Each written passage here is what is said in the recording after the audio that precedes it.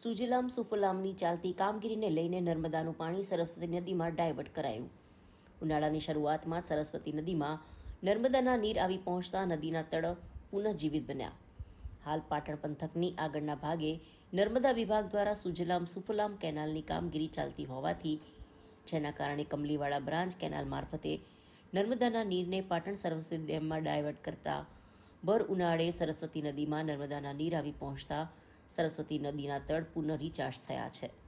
સરસ્વતી નદીમાં 50 ક્યુસેકથી વધુ પાણી આવતા પંથકના ખેડૂતોના ઉનાળુ વાવેતર માટે આ પાણી આશીર્વાદરૂપ બની રહેશે તેવી ખેડૂતોએ આશા વ્યક્ત કરી છે।